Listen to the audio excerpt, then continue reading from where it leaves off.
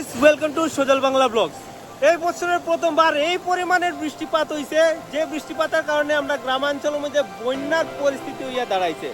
আমার ব্যাক সাইডে দেখতে পারবে, এটা হলো ভুবন পাহাড় থেকে একটা নদী আয়। এই নদীটার জল ওভারফ্লো হইয়া কিন্তু আমরা গ্রামাঞ্চলের মধ্যে প্রবেশ করে। দেখুন কি পরিমাণের জল নামের।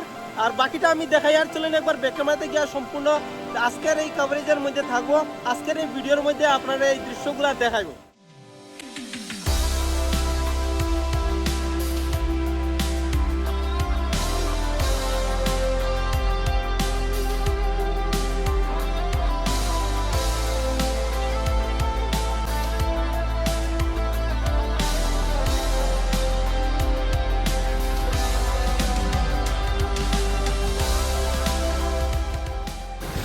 তো যে জায়গাটা থেকে জল নামের, এই জায়গাটা আমি আপনারা দেখাবো যে ভুবন পাহাড় থেকে কোন নদী হইয়া আমরা গ্রামের মধ্যে এই জলটা প্রবেশ করে।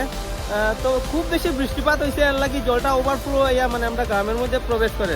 তো প্রথমে আমি দেখাইলে কোন দিক থেকে জলটা ঢুকে আমরা গ্রামের মধ্যে, চলেন একবার দেখাইলে ব্যাক ক্যামেরাতে। তো এই যে দেখতে পারা, এটা হলো নালা, যেটা ভুবন পাহাড় থেকে আয় এই নালাটা। আর এই জায়গাতে কিছু জঙ্গল হয়ে গেছে, কিন্তু এই দিক থেকে আমরা গ্রামের মধ্যে প্রবেশ করে, যেটা ওভারফ্লো হইয়া সামনে দেখতে পারবাই।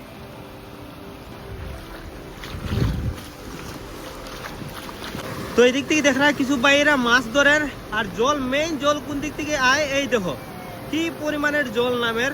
ভুবন পাহাড়ের যেটা নালা আছে, এই নালা হইয়া জলটা এইদিকে নামে। দেখো কি পরিমাণের জল নামের, খুব বেশি গতিতে জল নামের এই জায়গাতে।